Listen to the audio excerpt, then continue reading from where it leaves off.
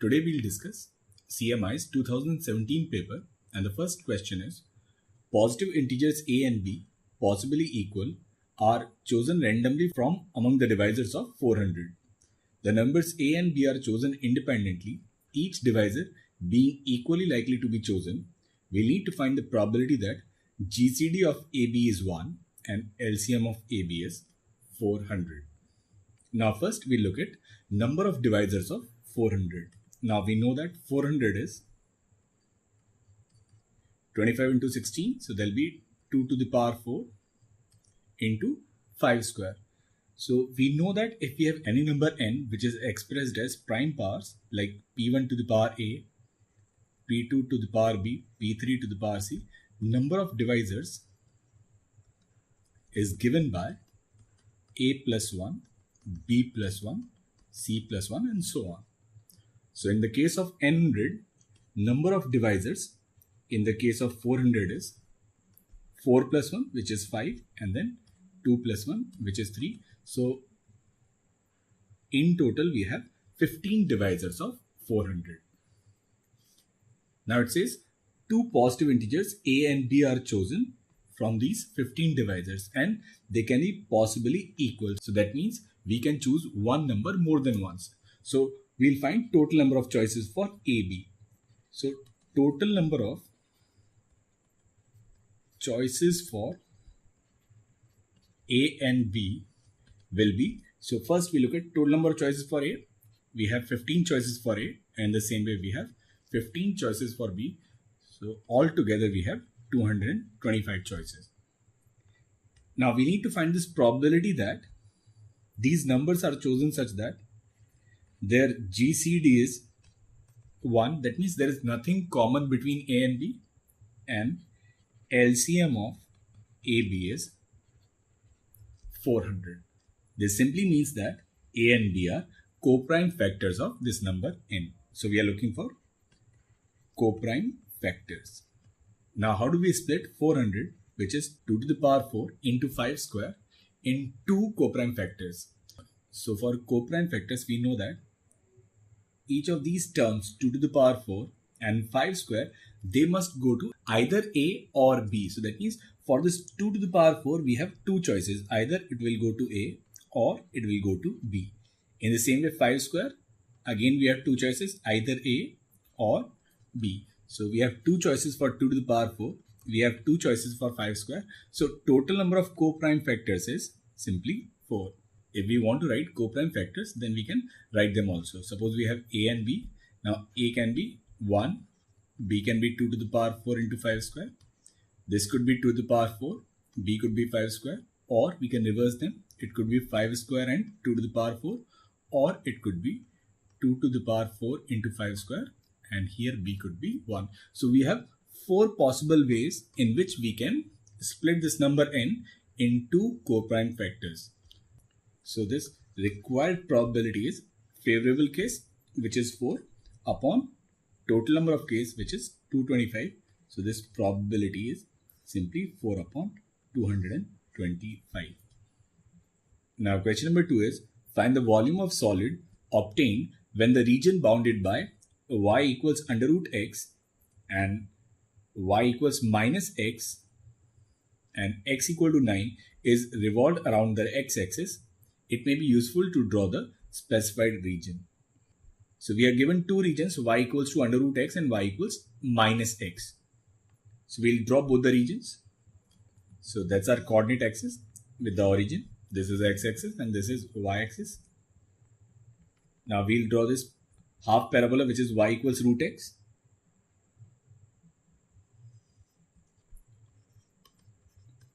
And then we'll draw this straight line, which is y equals minus x.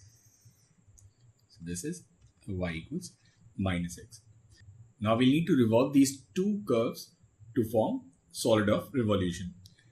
Now we know that when we revolve this parabola, we'll get a paraboloid. And when we rotate this line, we'll get a cone. So what will happen is, since this cone till this point of intersection, it lies within this paraboloid. So up to this point of intersection,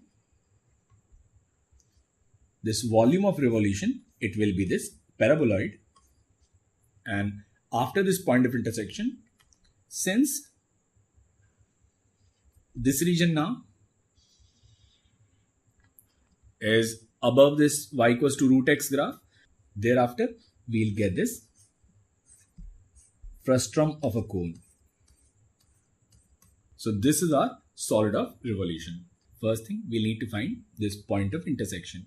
So this is y equals to root x and this is y equals x. So here there'll be 2 points of intersections, 0 and 1. So this point is basically x equal to 1. We need to find volume of this revolution from 0 to x equals 9. So somewhere we'll have this line which is x equals 9 and we need to find volume of revolution. Now we know that volume of revolution is given by this small cylinder whose radius is y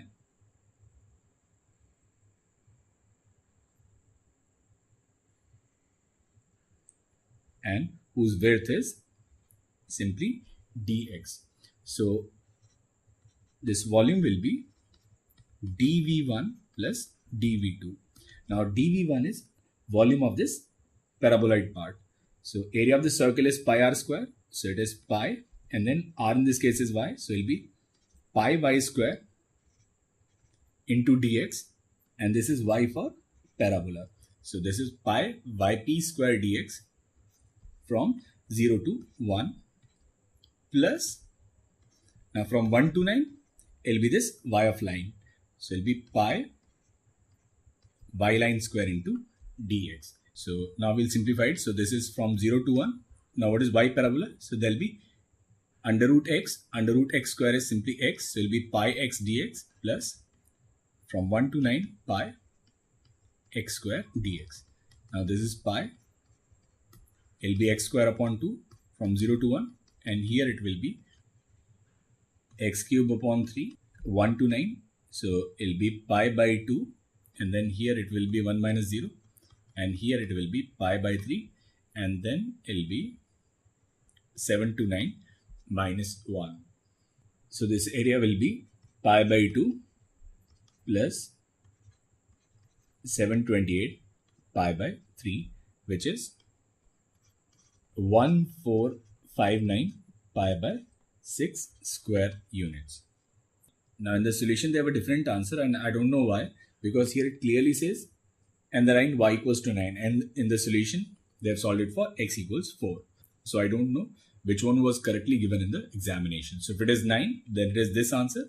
If it is 4 then all we need to do is we need to integrate it from 1 to 4. Now here the question is 10 mangoes are to be placed in 5 distinct boxes labeled U, V, W, X, Y. So we have 5 distinct boxes. So one of them is U, V, W, X and Y and we have 10 mangoes. Now the question says 10 mangoes are to be placed in 5 distinct boxes. A box may contain any number of mangoes including no mangoes or all the mangoes. What is the number of ways to distribute the mangoes so that exactly 2 of the boxes contain exactly 2 mangoes each? Now it simply means out of these 5 boxes, exactly 2 boxes have 2 mangoes each. So that means we have 2 boxes containing 2 and 2 mangoes. What we'll do is we'll select which boxes have these 2 mangoes each. So out of these 5, we need to select 2 boxes. So first we'll select 2 boxes. Now 2 boxes out of 5, it can be done in simply 5C 2 ways. So now we have 2 boxes and in these 2 boxes we have 2 mangoes each. So suppose the chosen boxes are U and W. So U now have 2 mangoes and W also has 2 mangoes. Now we are left with 3 boxes and 6 mangoes.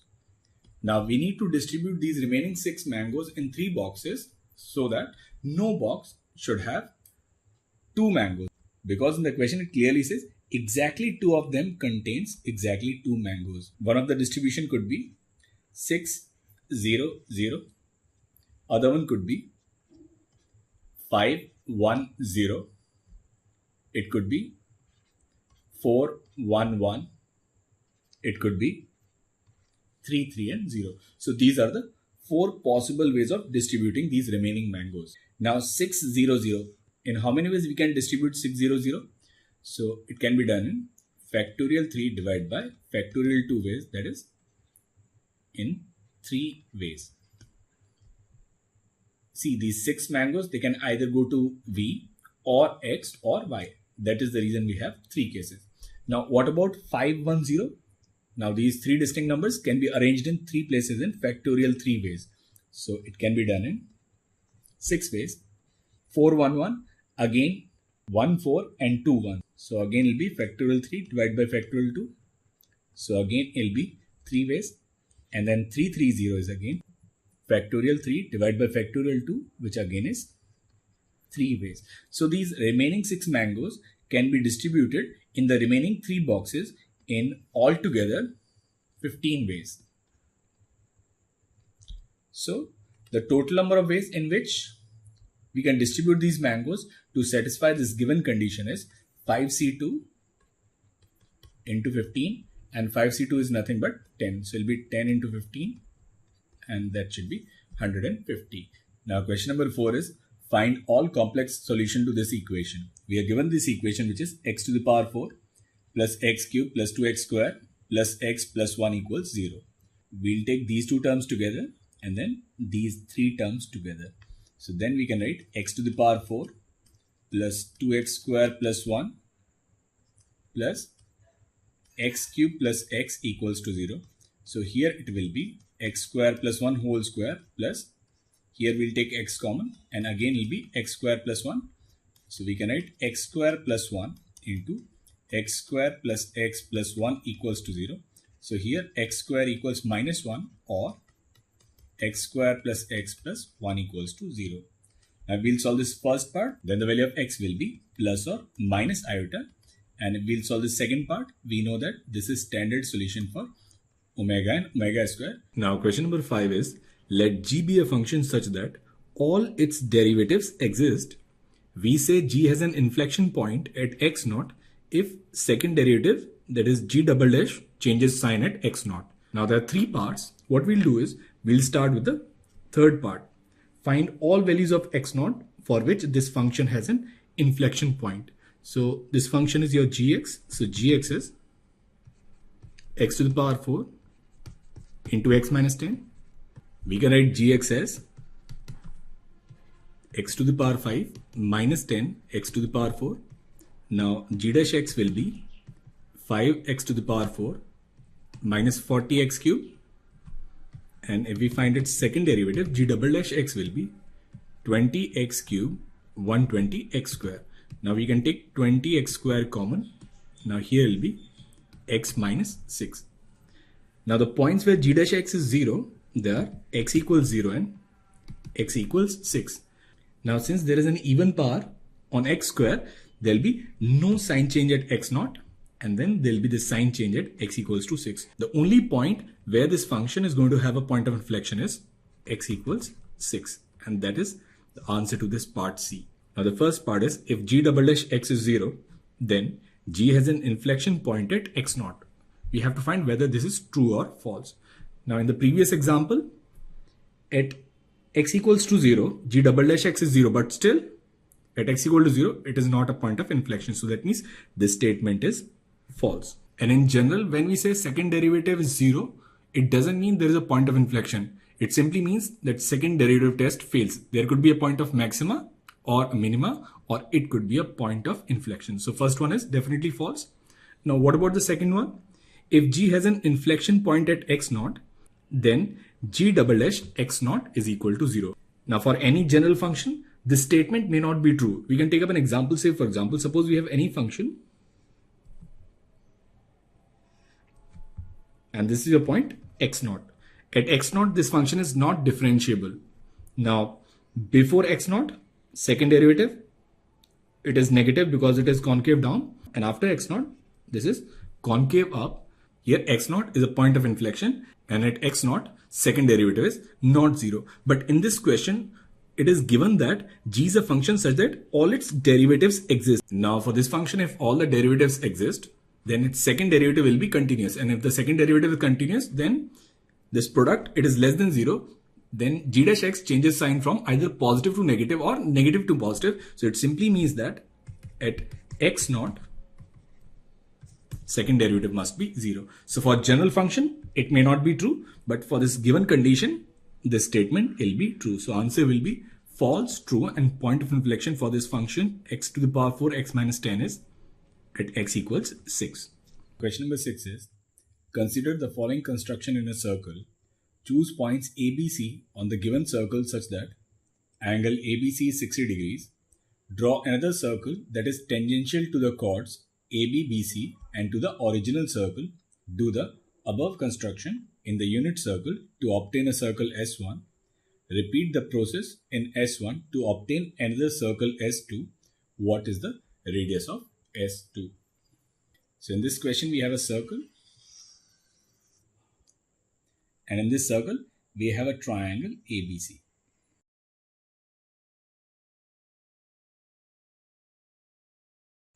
Now we have another circle which touches these two sides AB and BC and which also touches this given circle.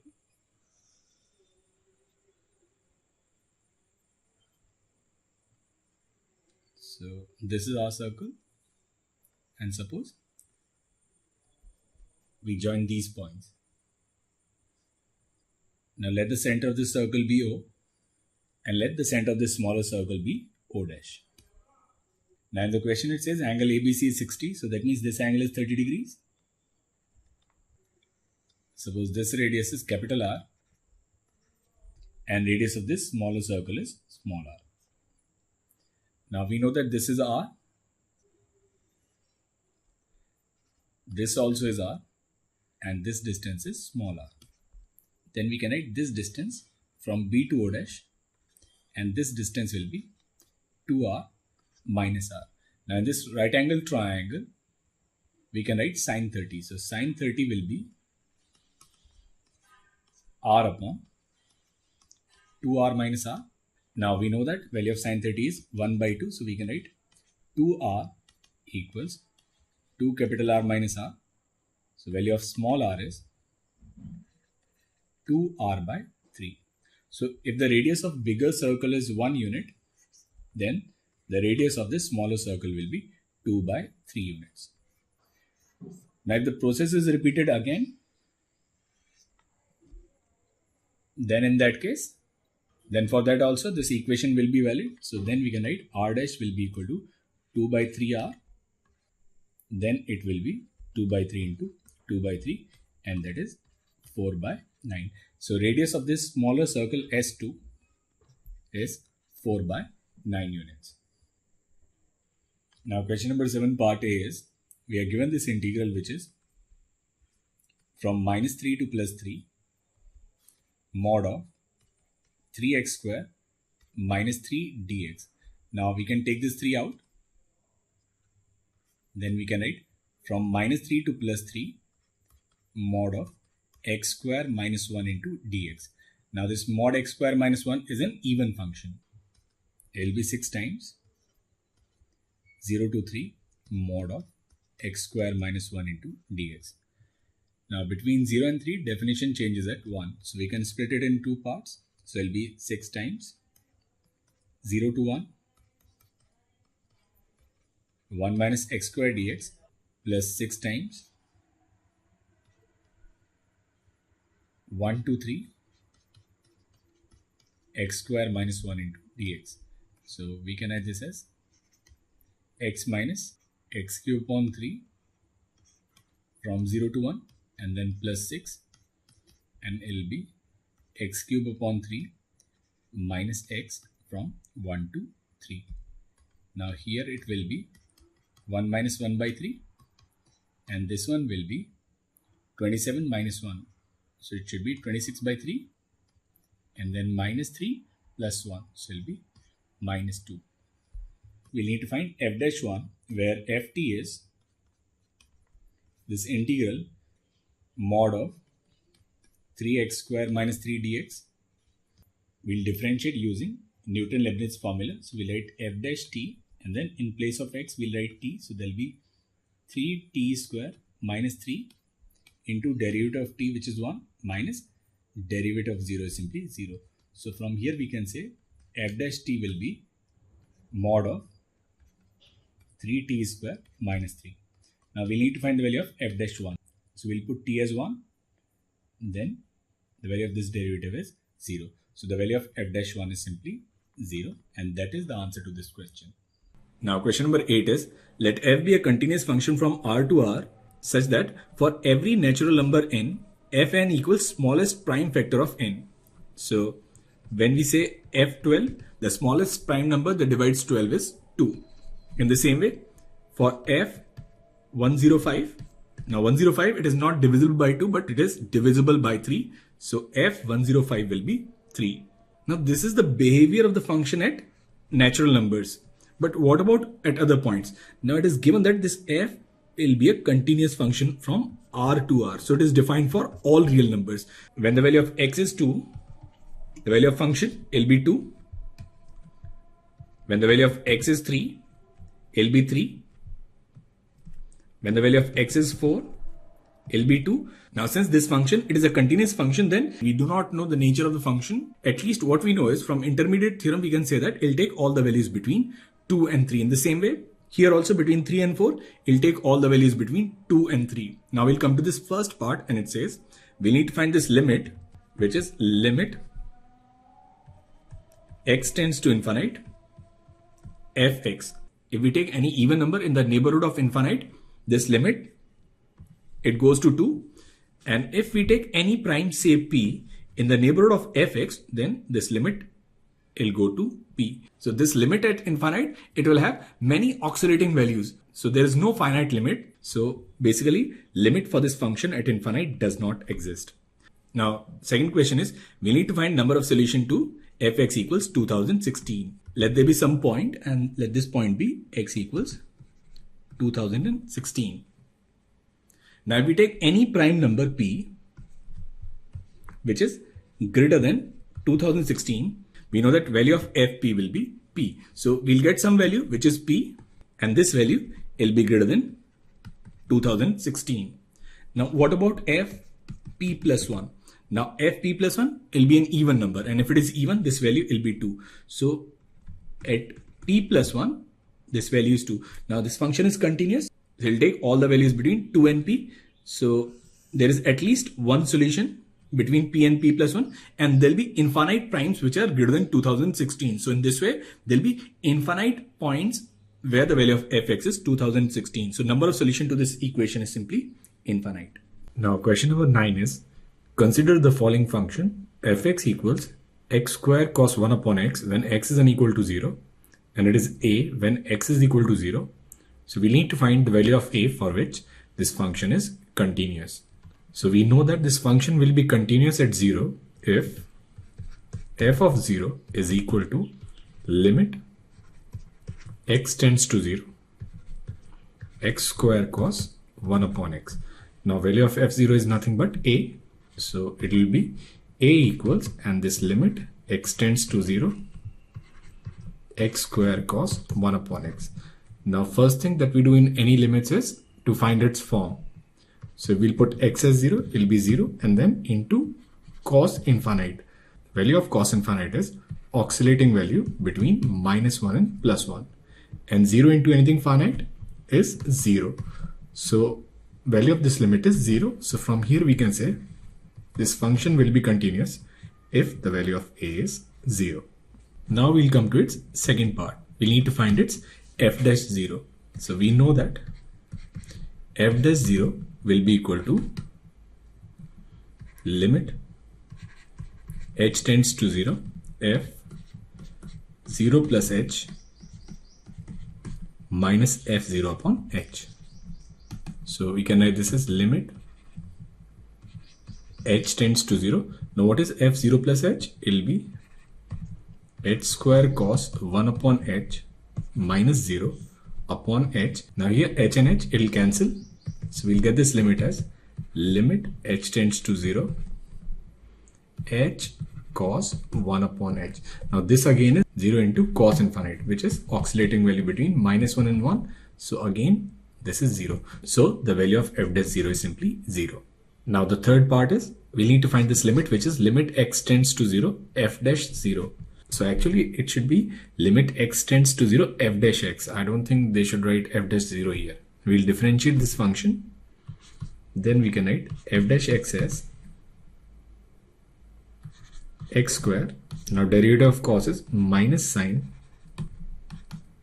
1 upon x and minus 1 upon x square plus 2x cos 1 upon x. Now here x square will cancel.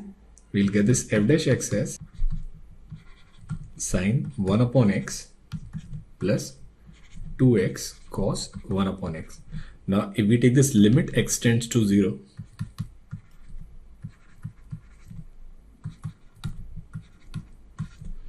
this is again 0 into cos infinite, so it will be 0. But here we'll get this as sine infinite, which is oscillating value from minus 1 to 1. So in this case, this limit does not exist.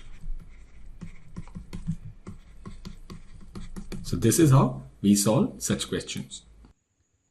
Now question number 10 says, we need to answer these 4 questions as yes or no.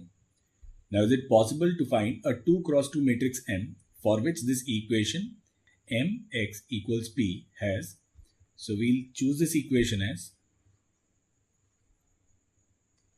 a, b, c, d and then say uv, and this is equal to say p1 and p2. Now say this matrix is M,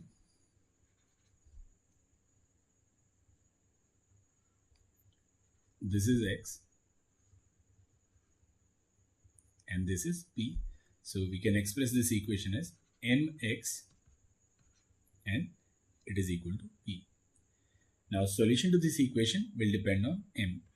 If determinant of M is unequal to 0, then in that case this equation will have a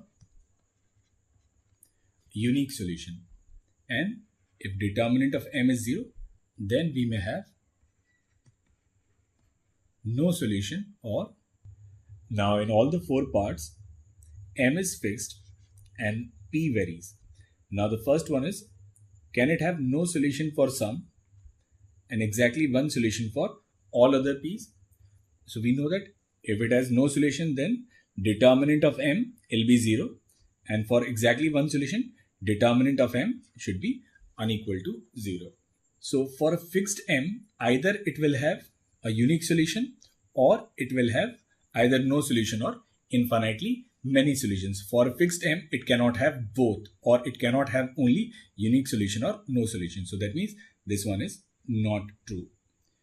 B is exactly one solution for some but not all P, and more than one solution for all the P's. So that means, can it have a unique solution and infinite solution? No, it is not possible again, because again this one is not true.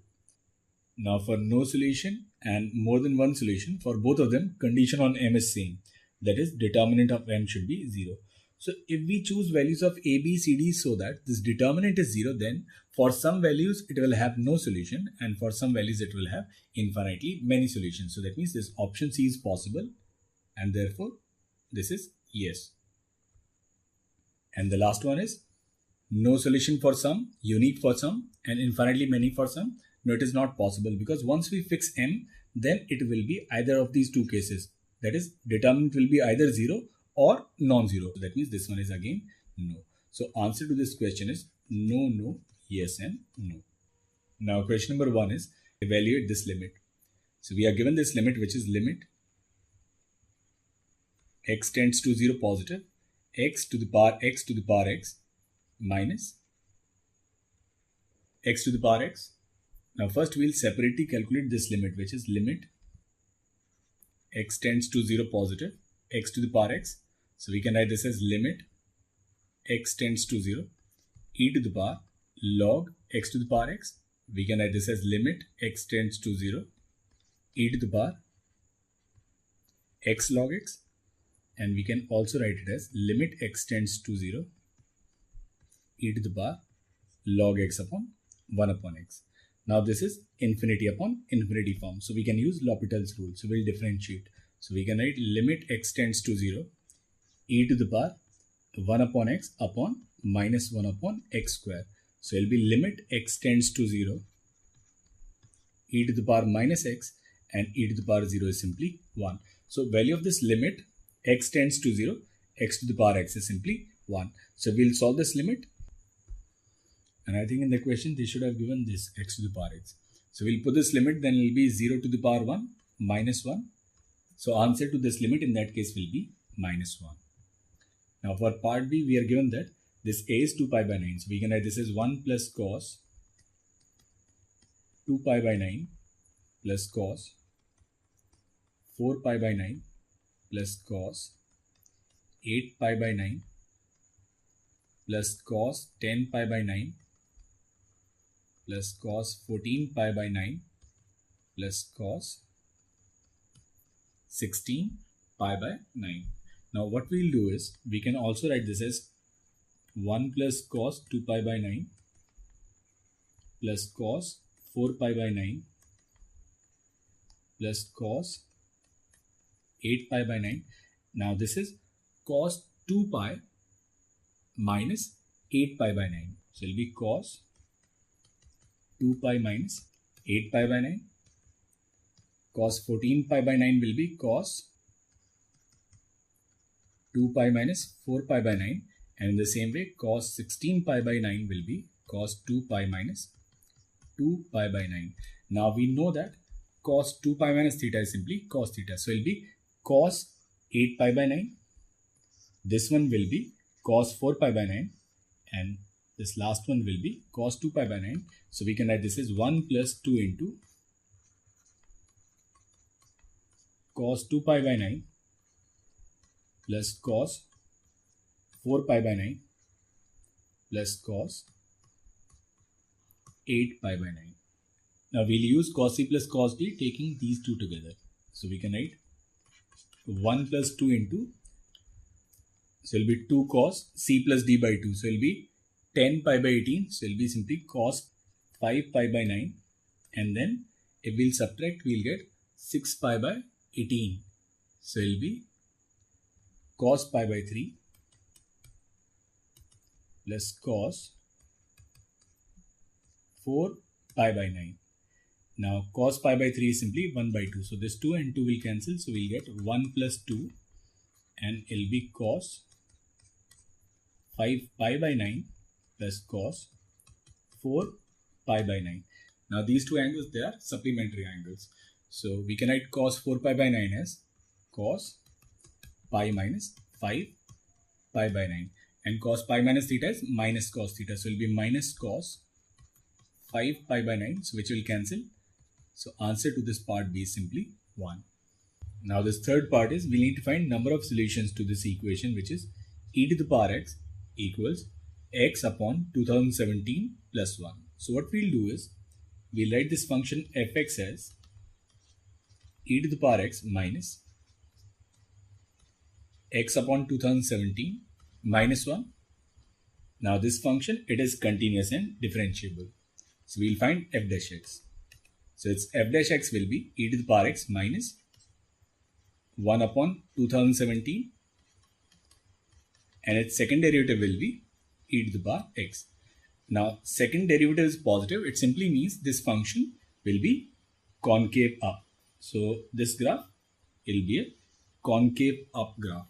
Now when we have a concave up graph, we have three possibilities. Either this graph and x-axis neither touch nor intersect. In that case, there will be no solution. Or this curve and x-axis, they touch at one point, then it will have one solution. Or they intersect at two distinct points. In that case, it will have two distinct solutions. So in order to distinguish between all these three conditions, what we'll do is we'll find minimum value of this function. So we know that f dash x will be 0 at e to the power x equals 1 upon 2017, that is when the value of x is minus log 2017. Now since second derivative is positive, so we know that this point is point of local minima. So we'll find the value of this function at minus log 2017, then we'll get e to the power minus log 2017 minus plus, so it will be plus log 2017 upon 2017 and then minus 1. Now this value is 1 upon 2017, so we can write 1 plus log 2017 upon 2017 minus 1. So we can write this as log 1 plus 2016 minus 2016 upon 2017. Now we know that log 1 plus x is less than x whenever x is greater than 1. So in that case, this expression will be less than 0. So that means this function, it takes a negative value. And when function takes a negative value, that means it will intersect the x-axis at 2 points. So number of solution to this equation is 2.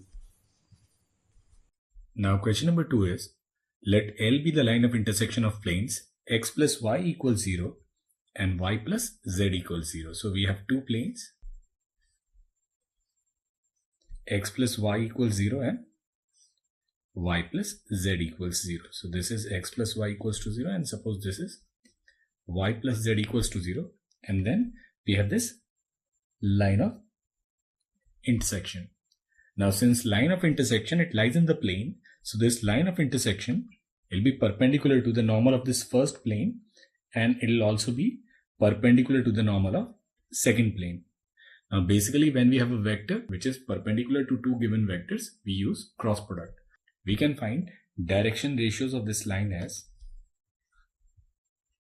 this determinant ijk and then n1. What's n1? It is 1, 1, 0 and then n2. n2 is 0, 1, 1. So we'll get this n as I minus j plus k. So vector in the direction of this line, it is given by I minus j and plus k. Now we need one point on this line. Now since both the planes, they pass through origin, so this line will also pass through origin. So now we can write this equation as r equals a plus lambda b. Now a in this case is this point which is 0i plus 0j plus 0k and then plus lambda, and b is direction of this line which is I minus j plus k. We can also write this equation in this form. We can write this L as this point which is 0, 0, 0 plus lambda and then these direction ratios 1, minus 1 and 1. That is the equation of this line of intersection. Now part B is we need to find equation of a plane obtained by rotating x plus y equals to 0 about L by 45 degrees. So we have this plane which is x plus y equals 0 and we rotate this plane by an angle 45 degrees. Now we know that equation of plane passing through line of intersection of two given planes is given by p1 plus lambda p2 equals to 0. So we can write equation of this plane as x plus y plus lambda y plus z equals to 0. Then equation of this plane will be x plus 1 plus lambda y plus lambda z equals to 0. Now the direction ratios of this plane are 1, 1 plus lambda and lambda. Now direction ratios of the plane represented by x plus y equals to 0 is 1, 1, 0. So we can write cos theta, which in this case is cos 45 and it'll be a1 a2 plus b1 b2 plus c1 c2 upon under root of a1 square plus b1 square plus c1 square into under root of a2 square plus b2 square plus c2 square. So we can write this as a1 a2 plus b1 b2 plus c1 c2 upon under root of a1 square plus b1 square plus c1 square into under root of a2 square, b2 square and c2 square, which will be root 2. Now cos 45 again is 1 by root 2. So this root 2 will cancel. Now we can square it. We can write 2 plus lambda square and it will be equal to 1 plus lambda square plus 2 lambda plus lambda square. So it will be 4 plus 4 lambda plus lambda square, and on the right hand side it will be 2 plus 2 lambda plus 2 lambda square. So we'll get this quadratic equation, and there will be lambda square minus 2 lambda minus 2 equals to 0, which we can write lambda minus 1 whole square equals 3. That is, the value of lambda will be 1 plus minus under root 3. Now once we have value of lambda, we can write equation of the plane in the new configuration.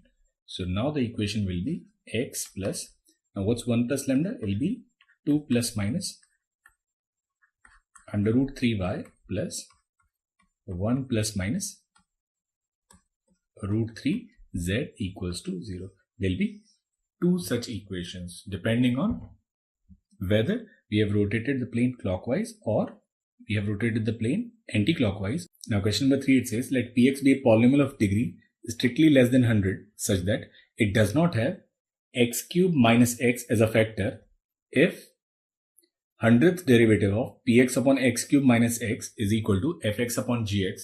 We need to find smallest possible degree of fx. Now we know that this px is a polynomial of degree less than 100.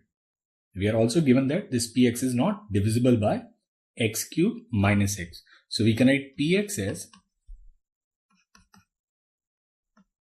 x cube minus x into qx plus rx, where degree of qx, it is less than 100, and degree of rx, it is less than or equal to 2. Now we can write this as px upon x cube minus x, it will be qx plus rx upon x cube minus x. Now degree of rx is 2 or less than 2 and degree of denominator is 3. So we can use partial fractions. So we can write this as px upon x cube minus x will be equal to qx plus some a upon x, b upon x minus 1 plus c upon x plus 1. Now we need to differentiate this 100 times. So we can write this as d100 dx to the power 100 px upon x cube minus x, and let it be some expression, say e, and it will be equal to now 100th derivative of qx. Qx is a polynomial whose degree is less than 100. So we'll differentiate qx 100 times, then its derivative will be 0. Now what about a upon x? So if we'll differentiate it once, it will be minus 1 upon x square, second derivative, plus 2 upon x cube, third derivative, 1 into 2 into 3 upon x to the power 4. So we'll differentiate it 100 times, then we can write its derivative as a into factorial 100 upon x to the power 101. In the same way, it will be b into factorial 100 upon x minus 1 to the power 101 and plus c into factorial 100 upon x plus 1 to the power 101. So this e,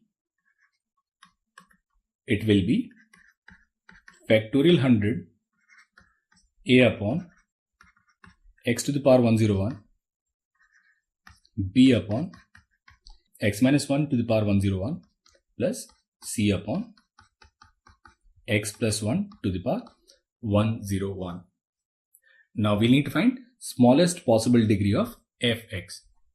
Now ABC, all of them, they cannot be simultaneously 0, because in that case, this px, it will be divisible by x cube minus x. And the question, it says x cube minus x is not a factor of px. So all these three ABC, they cannot be 0.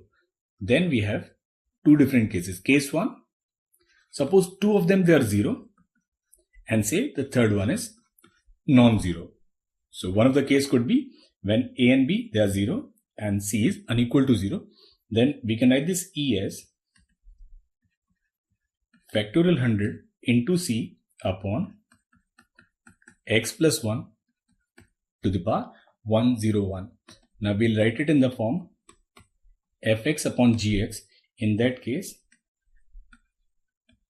degree of fx will simply be 0. Now, what does this condition mean? This condition simply means that px, it is divisible by x. It is divisible by x minus 1, but it is not divisible by x plus 1. So, it is divisible by two of the factors, but not by this entire expression, which is x cube minus x. And in that case, degree of fx will simply be 0. Now, if we assume that x cube minus x, it doesn't divide p, in that case, we'll consider the case when a is unequal to 0, b is unequal to 0, and c is unequal to 0. In that case, we can write this E as factorial 100 a into x square minus 1 to the power 101 plus b into x square plus x to the power 101 and plus c into x square minus x to the power 101 divided by x cube minus x to the power 101. Now we'll use binomial theorem to simplify these expressions. We can write this E as factorial 100 and it'll be a 101 c0 x to the power 202 minus 101 c1 x to the power 200 plus 101 c2 x to the power 198 and all other terms. In the same way, for b we can write b 101 c0 x to the power 202 plus 101 c1 x to the power 201 plus 101 c2 x to the power 199.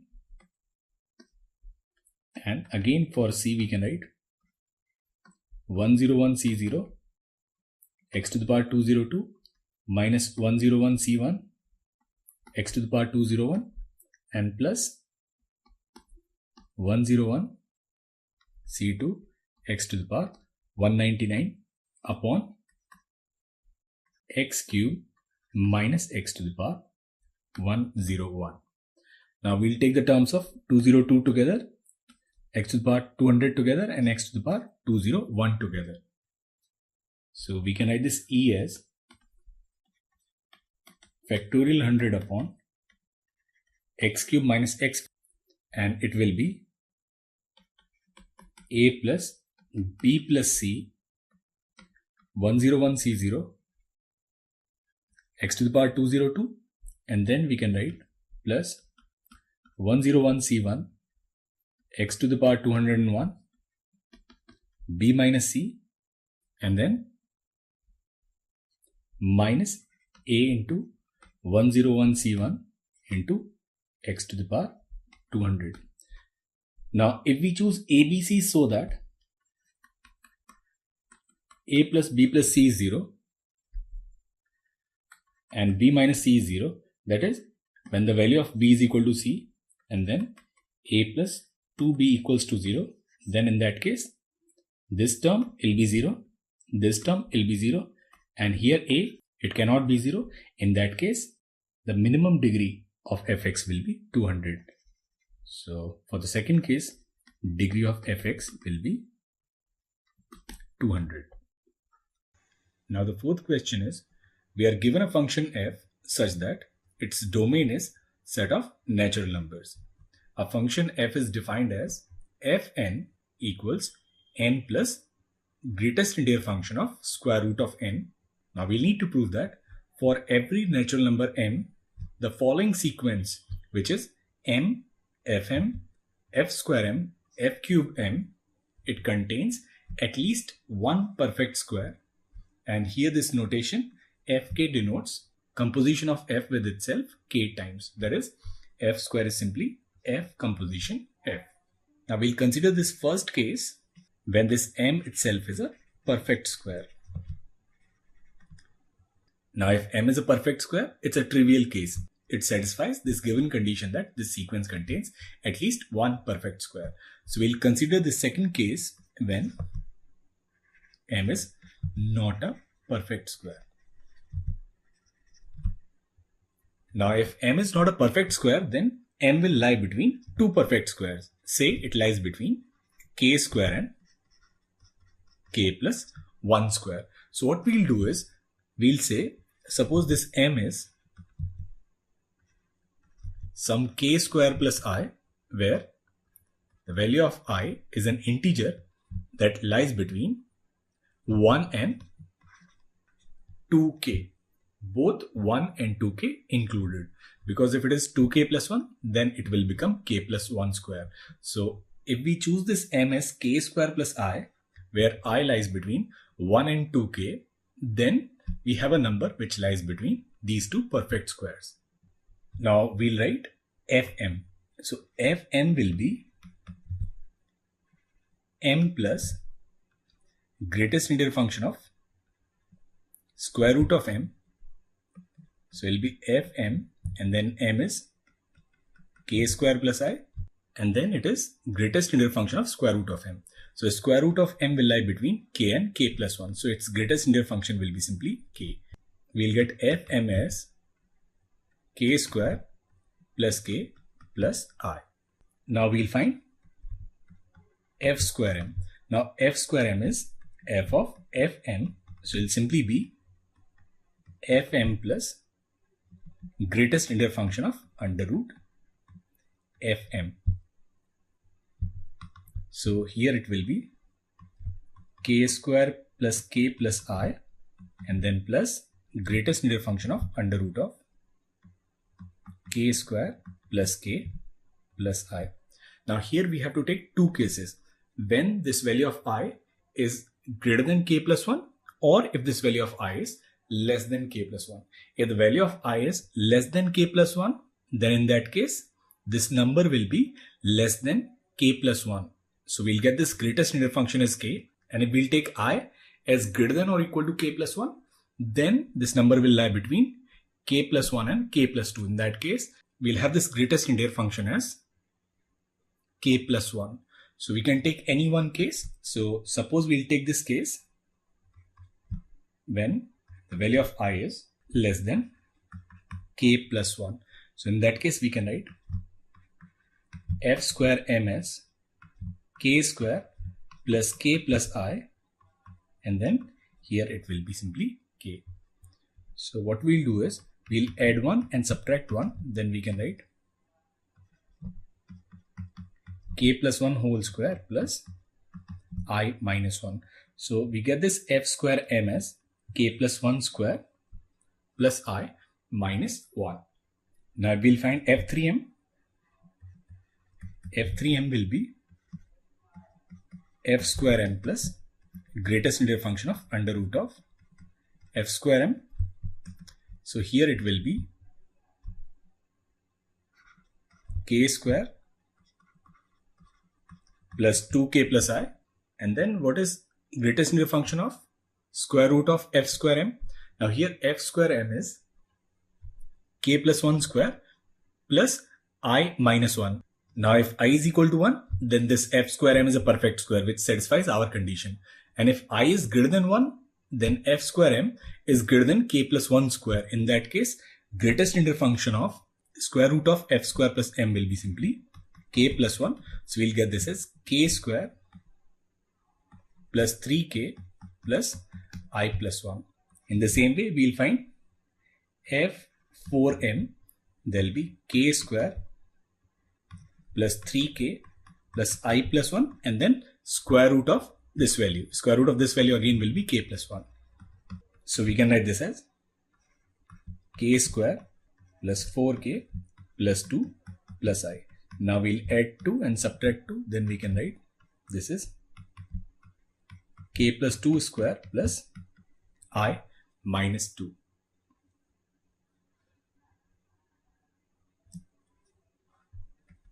So if we continue in the same way, then we can write f 2im as k plus I square plus I minus I. Now this I minus I will be 0. Then in that case, this f2im, it will be a perfect square. So if we'll choose I as 1, then f square m, it will be a perfect square. If we'll choose I as 2, then f to the power 4m will be a perfect square. And if we'll choose any general I, then f to the power 2i will be a perfect square. And in the same way, we can repeat the analysis when I is greater than k plus 1. So from here, we can say that for every natural number m, the following sequence contains at least one perfect square. And this is how we solve this question. Now question number 5, it is an interesting puzzle sort of a question. And the question is, each integer is coded with exactly one of the three possible colors, black, red, or white, satisfying the following two rules. Now the first rule is negative of a black number must be colored white. So if we have a black number, then its negative must be a white number. And the second rule is sum of two white numbers, they must be colored black. And these numbers, they may not be necessarily distinct. Now the first question is, we have to show that negative of white number must be colored black and sum of two black numbers must be colored white. So from these two given rules, we have to prove that negative of a white number must be colored black. So for this first part, what we'll do is, we'll suppose that, suppose n is a white number.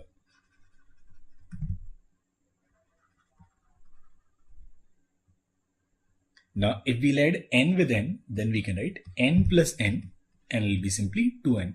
Now the second rule says sum of two white numbers must be colored black. So this 2n is black. Now in the question it says negative of a black number must be white. So if we'll take negative of this number, so we can say minus 2n. So minus 2n, it will be a white number. Now minus 2n is white and n is white. So if we'll add minus 2n plus n, we'll get what? We'll get minus n, and the rule number 2 says sum of two white numbers must be colored black. So that means this minus n is a black number. So that's our first part. Negative of a white number is a black number. Now for the second part, which says sum of two black numbers must be colored white. So what we'll do is, here we'll choose two black numbers. Say n and m, they are black numbers. So if n and m, they are black numbers, we know that negative of a black number is a white number. So minus n and minus m, they are white numbers. Now if we'll add them, we'll get minus n minus m. So sum of two white numbers is a black number. So minus n minus m is a black number. Now in the question again it says negative of black number must be a white number. So if minus n minus m is a black number, then we can say n plus m is a white number. So if n and m are black numbers, then n plus m is a white number, and that's our second part, which is sum of two black numbers must be colored white. Now we'll come to the second part, which says determine all possible colorings of the integers that satisfy these rules. So one obvious condition is we can paint all the integers as red. So if all the integers are red, then they satisfy all these given conditions. Now, if suppose all the integers are not red, then some of them they'll be black, some of them they'll be white, and then others will be all red. So what we'll do is we'll assume that let n be the smallest positive integer which is not red. Say which is black. So we'll consider the case when we have taken this n to be the smallest positive number which is black. Now our claim is once we decide color for this number n, then the color of all other integers, it is already pre-decided.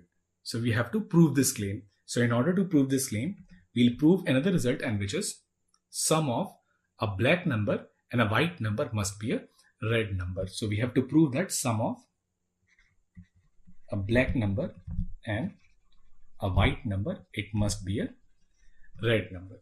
Now we'll prove this result using contradiction. So we'll consider this first case, that suppose the sum of a black number and a white number is a black number. So we'll say we have two numbers, say n is a black number, m is a white number.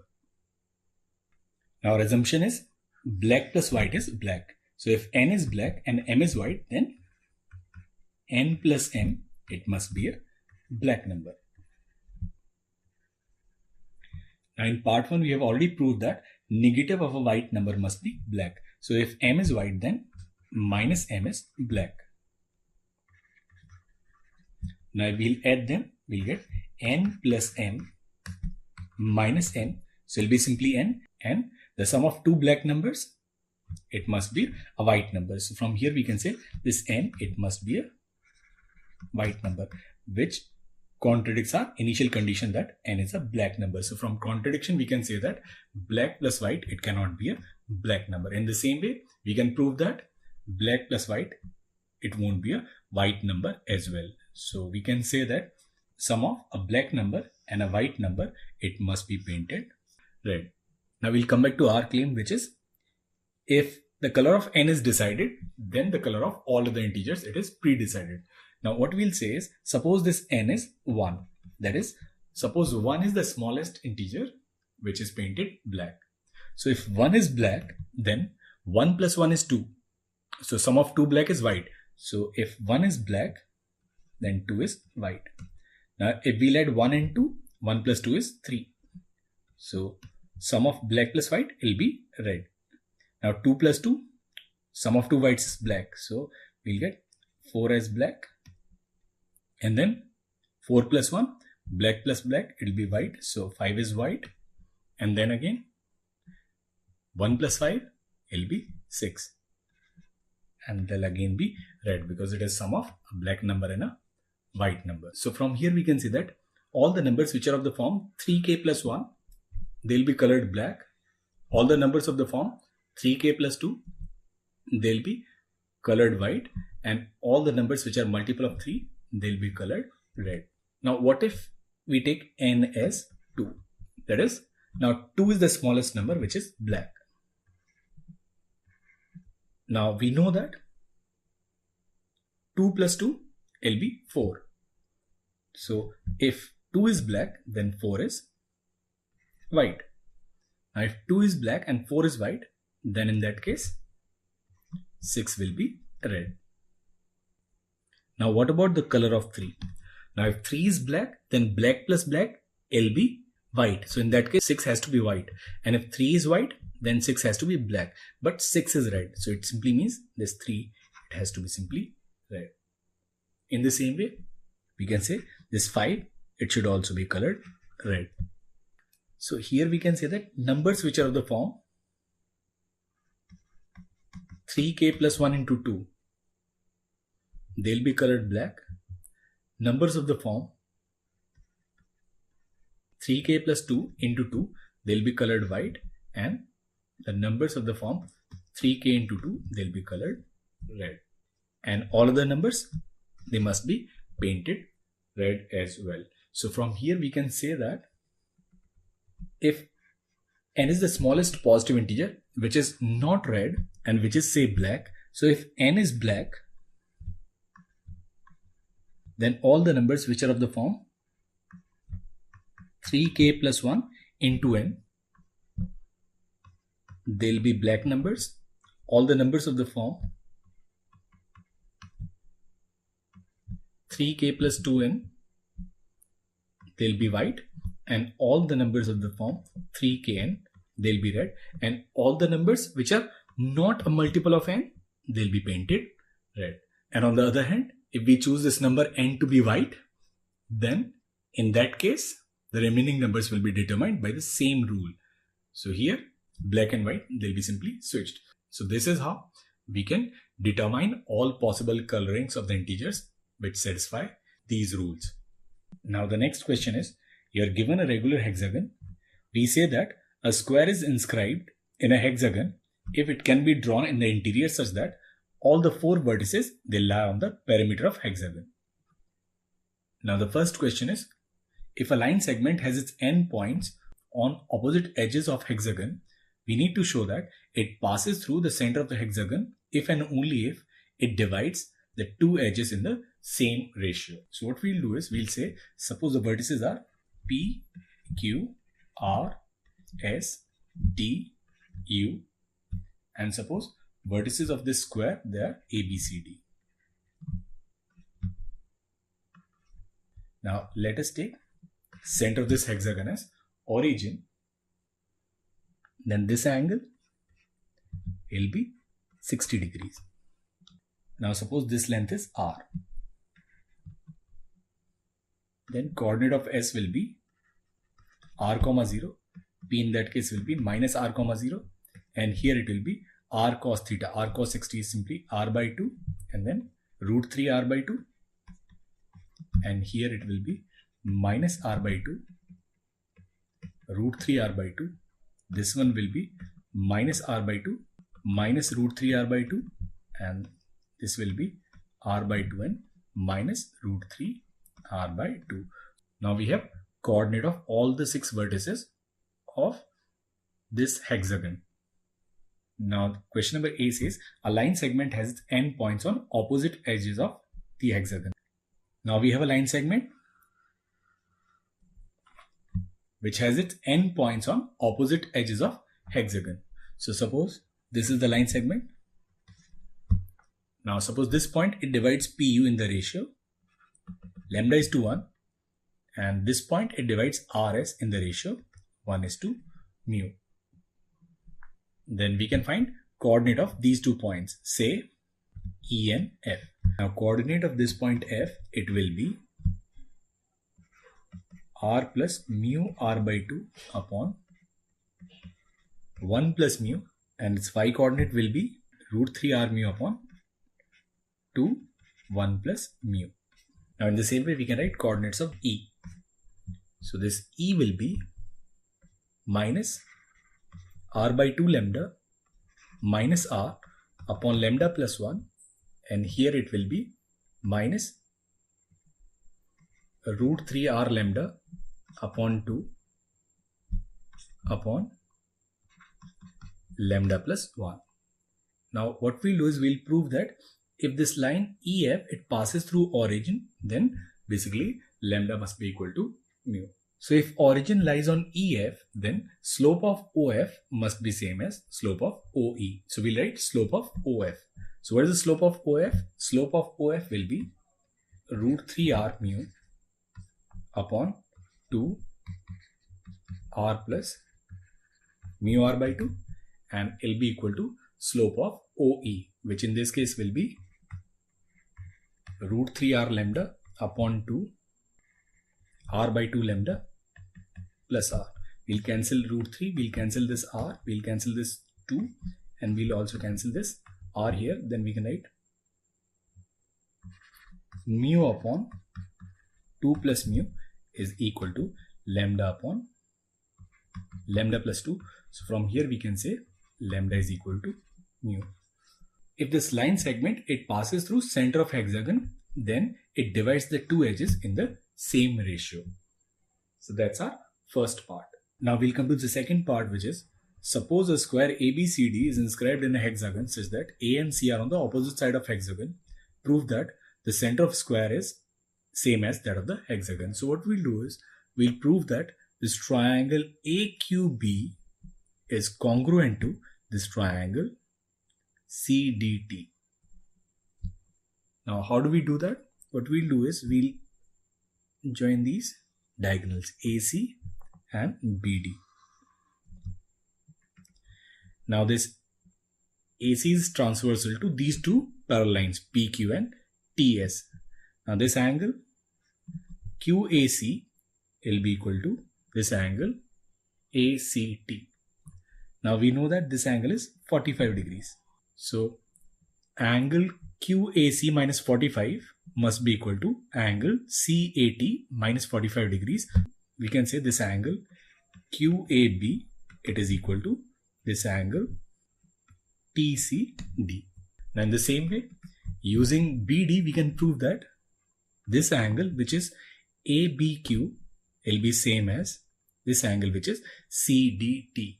Now AB and CD, they are sides of a triangle. So basically we can say that these triangles AQB and triangle CTD, they'll be similar triangles. AQ, it must be equal to CT, and if AQ and CT they are same, then AQ upon AP, it must be same as CT upon CS. So from first one, we can say that if line segment has endpoints on opposite edges of hexagon, and if it divides the two edges in the same ratio, it will pass through center of hexagon. So that means this AC, it will pass through center of hexagon, and also BD will pass through center of hexagon. So from here we can say that point of intersection of two diagonals of this square will again pass through center of hexagon, which is origin in this case. Now part C is, suppose the side of hexagon is of length 1 unit, then find the length of the sides of inscribed square whose one pair of opposite side is parallel to a pair of opposite side of a hexagon. So we have this square ABCD inscribed in this hexagon. Now it is given that length of this side is 1 unit. So this is 1, and this is also 1 unit, since it will be an equilateral triangle. Now we need to find length of this square. So what we'll do is we'll say, suppose this length BS, it is simply X. Now this angle will be 60 degrees. We can find length of side BC, and it will be equal to 2 times and then X sine 60, and sine 60 is root 3 by 2, so it will be simply root 3x. So value of BC will be under root 3x. Now if we find this distance it will be x cos 60, so it will be simply x by 2. So we can find AB, and this AB will be this distance, which is 2 units, minus, we have this symmetry, so this distance will be same, so it will be 2 minus 2 x by 2.